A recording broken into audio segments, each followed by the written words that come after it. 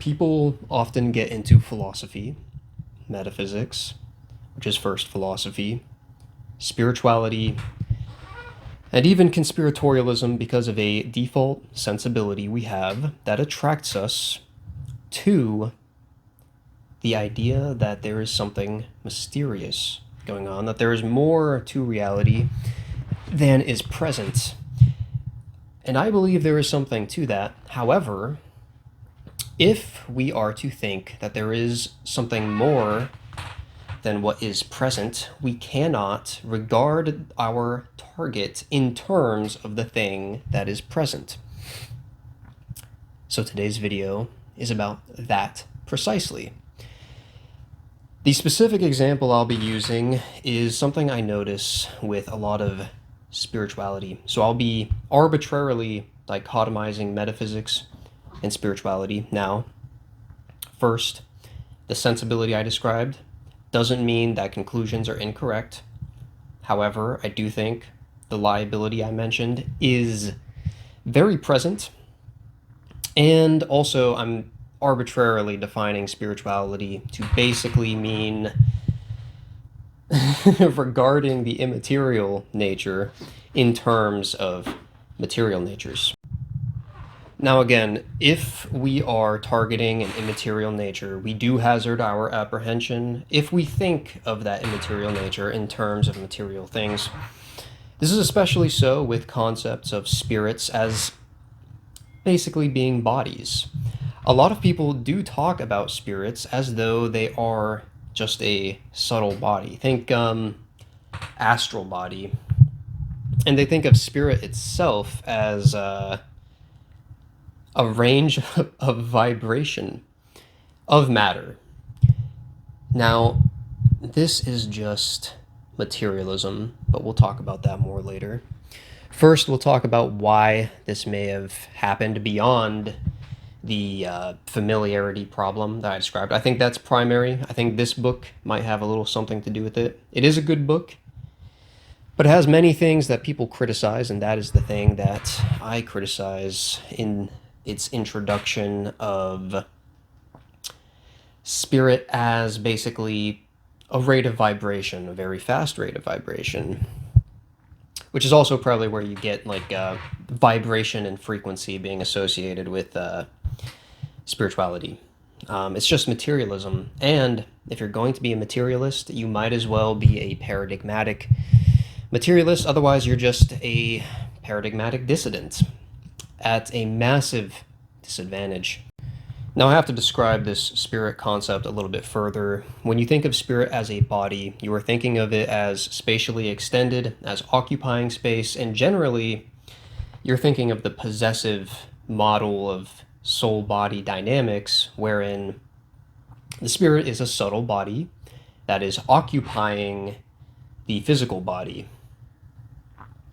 Also, that it traverses space, but we'll get into those more. Now, I know there's conflation between the terms spirit and soul, and it's inappropriate.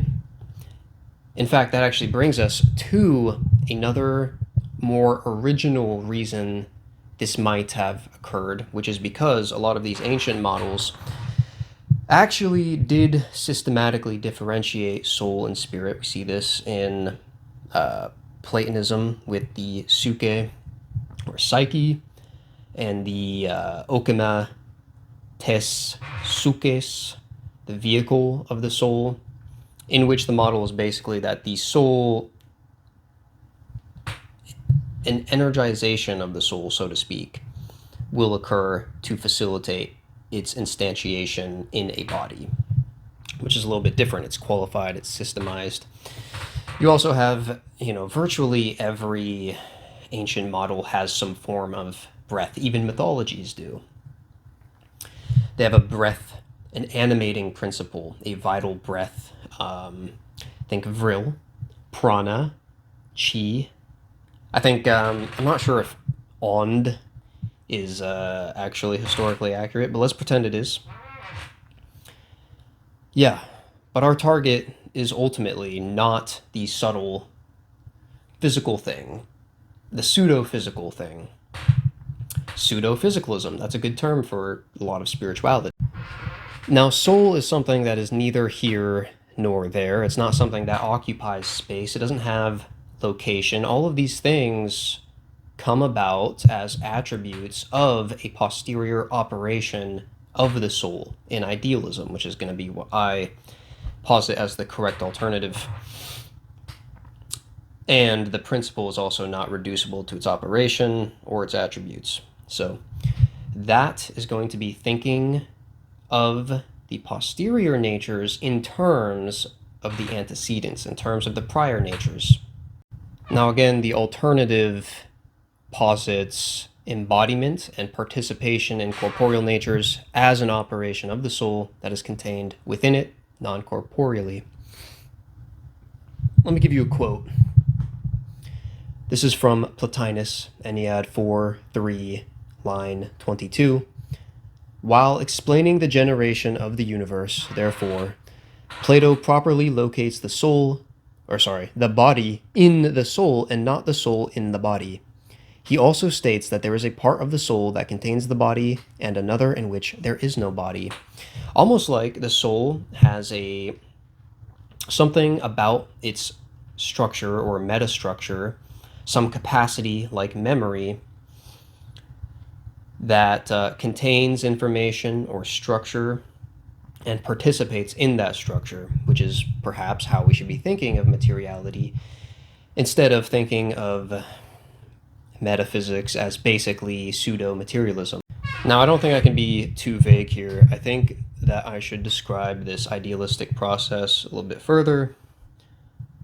The process in the soul that would posteriorly be materiality would in fact be participation in information, and the participation causing both registration or perception of that information, as well as saturation or conditioning of the soul with the contents of that information.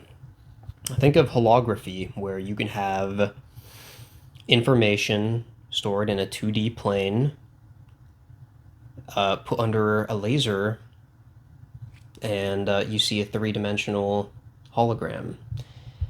And any piece of that disk, you can break it and have little pieces of that disk still able to project the hologram. Now, the spirit-body concept is contrary to this in several ways, and the main problem with it is, as I implied earlier, it assumes possession of the body by the soul. This possession of the body is taken to cause the animation of the body, at which point you have assumed that the body has a discrete existence, so you default to either dualism or material monism.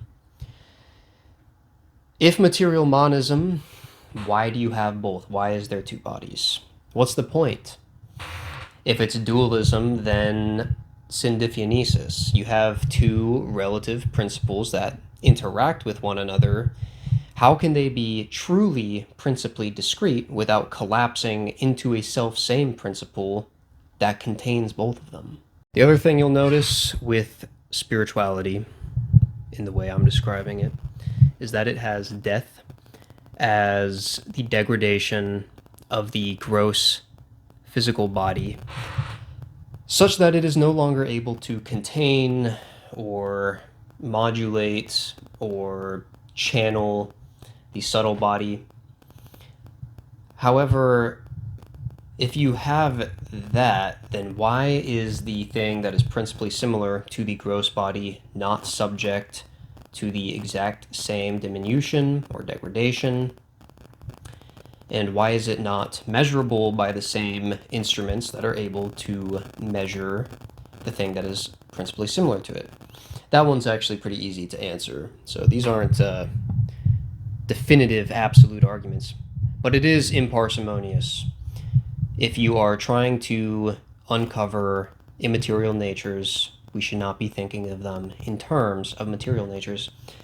So I'll give you an alternative concept of death with what I described, the idealistic model I described before, involving participation in information, that participation is concentrative. Participation is kind of like being awake. It's difficult. It's inertial resistant, which is basically the definition of difficulty. Why do you get tired? Because being awake is active and difficult. It resists inertia, which necessitates, at some point, assistance to inertia. It's going to come at some point, and I believe that is actually what death is, assistance to inertia, which would be followed, just like sleep is, with reconcentration. That would be discarnation, or death would be the macrocosmic sleep, right? Inability to continue concentrating on that information because inertia is assisted more than resisted. With all of that said, thank you for watching this video. Thank you for bearing with the improprieties. It's a lot easier to do a freeform video, even though it is less intelligible. Thank you for dealing with that, and me holding.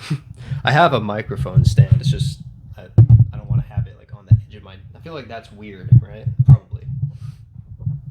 Hopefully you extracted something of value, some rhetorical munitions, or whatever.